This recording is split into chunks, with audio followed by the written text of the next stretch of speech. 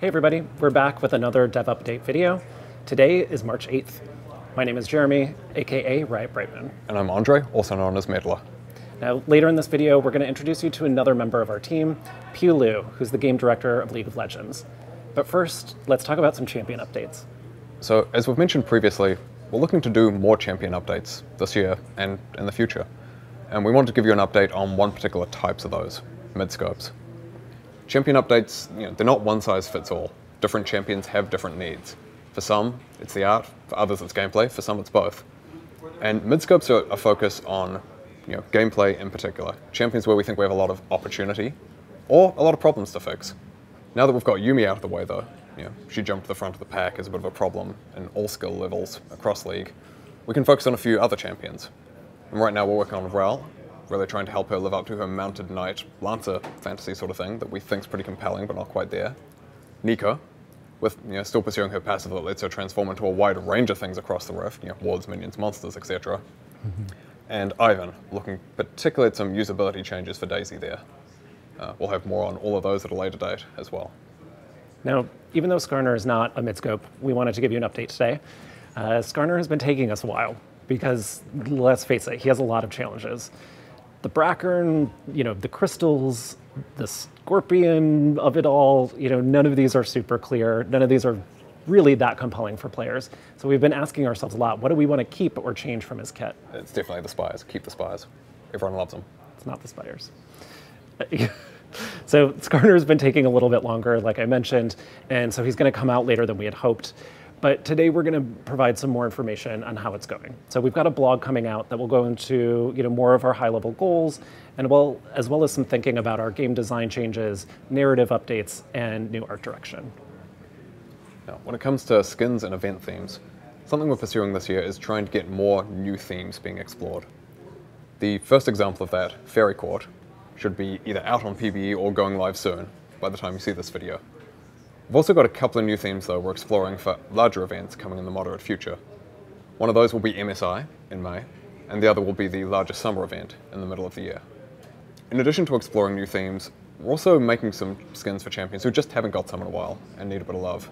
Udyr, Shyvana, and Mundo are the new three to call out there. And finally, skin-wise, we actually want to call back to the Wild Rift skin transition thing we talked about last time. It's looking like we should be able to get the first set of skins over from Wild Rift sometime around July at a rough guess. In addition to Star Guardian Seraphine, who we mentioned previously, we're also looking to bring over Star Guardian Senna and Star Guardian Oriana. Redeem Xayah and Rakan will then follow in a later batch later in the year. So something we've seen you ask a lot about lately is the Blue Essence Emporium. So I wanted to give you a quick update on that. Last year, we announced that we were going to take it down, do some technical work on it before being able to bring it back to you all. So we've been working on that. We've revamped the tech that supports it, and we're aiming to bring it back this summer. That's not a guaranteed timeline, but it's looking very likely. That version that you see this summer will be pretty similar to how it was before, even though it's going to be functioning a lot differently under the hood, so that we can make some cool changes to it in the future. And now we'd like to introduce Pooh, who we mentioned earlier, who's going to talk about some of the longer-term investments and decisions we're making for League. Hey all, I'm Pew, aka Pupulasers, and I'm League's game director. My role on the team is to help us understand and serve League's diverse audiences. Whether you're a master-level ranked player, which I am not, an ARAM main, or someone who's just excited to play your favorite champions in different ways in League of Legends. What you all want from League changes over time.